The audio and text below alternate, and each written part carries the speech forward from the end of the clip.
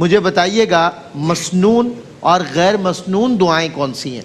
بسم اللہ الرحمن الرحیم، صلی اللہ علیہ حبیب محمد وعلی آلہ وصحبہ وبارک وسلم۔ دیکھیں، جہاں تک مسنون وظائف اور دعائیں اور غیر مسنون وظائف اور دعاؤں میں فرق کی بات ہے، تو یہ بات تو بالکل واضح ہونی چاہیے کہ جو مسنون دعائیں یا مسنون وظائف ہیں ان کی مثال ایسے ہے جیسے سورج، اور جو غیر مسنون دعائیں یا غیر مسنون وظائف ان میں سے جو جائز ہیں۔ غیر مسنون کا اطلاق جو ہے وہ جائز ناجائز دونوں پر ہوتا ہے، تو ہم بات کر رہے ہیں جائز کی، کہ جو سنت سے تو ثابت نہیں ہے لیکن ہے جائز انداز میں دعا مانگی گئی ہے یا جائز کوئی وظیفہ ہے، اس میں کوئی غیر شرعی پہلو نہیں ہے، اس کی بات کر رہے ہیں۔ اس کی مثال ایسے ہے جیسے آسمان کے ستارے،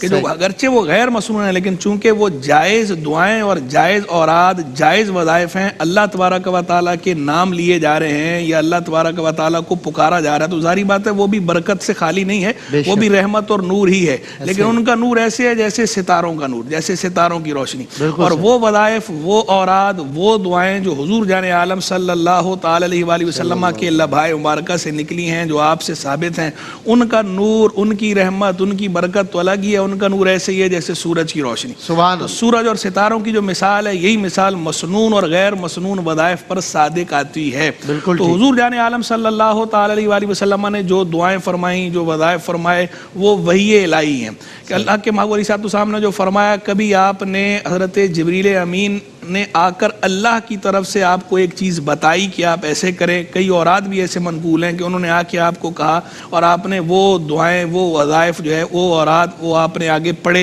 حسنین کریمین پہ آپ نے پڑھ کے دم فرمایا، بچوں پہ اور بچوں پہ بھی پڑھ کے دم فرمایا۔ اسی طرح کچھ وظائف، کچھ اوراد وہ ہیں جو سیدنا رسول اللہ علیہ السلام پہ وحی ہیں لیکن بیچ میں فرشتے کا واسطہ نہیں ہے۔ کہ وحی دو طرح کی ہے، ایک وحی جلی ہے اور ایک جو ہے وحی خفی ہے۔ وحی جلی تو قرآن مجید فرقان حمید ہو گیا، وحی خفی جو ہے وہ حدیث،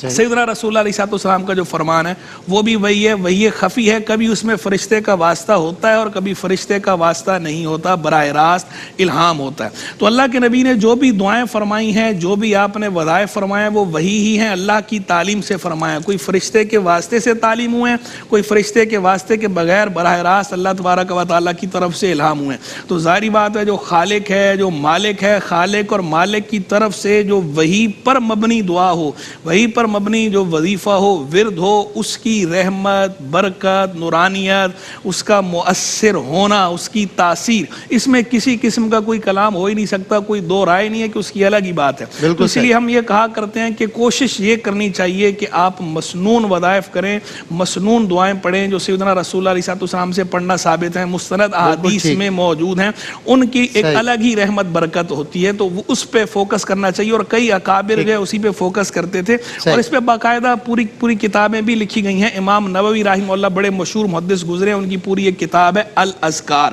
کتاب الاذکار۔ اس کا موضوع یہ ہے کہ سیدنا رسول اللہ علیہ السلام سے جو دعائیں منقول ہیں، جو وظائف ہیں، انہوں نے وہ نقل کیے ہیں، اور وہ اتنی عمدہ کتاب ہے کہ اس کے بارے میں علماء یہ کہا کرتے تھے اس وقت کہ بیدار وشتر الاذکار، کہ اگر تمہارے پاس پیسے نہ ہوں اور تمہیں گھر بیچنا پڑ جائے تو گھر بیچ دو، لیکن یہ کتاب الاذکار ضرور خریدو۔ یہ اتنی عمدہ کتاب ہے، اتنی اہم اور اتنی زبردست کتاب ہے۔ اسی طرح امام ابن جزری رحمہ اللہ کی کتاب الحسن الحسین من کلام سید المرسلین، اس میں بھی سیدنا رسول اللہ علیہ السلام کے وظائف دعائیں منقول ہیں۔ یہ عربی میں دونوں کتابیں، ان کی اردو تراجم بھی مارکیٹ میں عام دستیاب ہیں۔ بہت شکریہ مفتی صاحب۔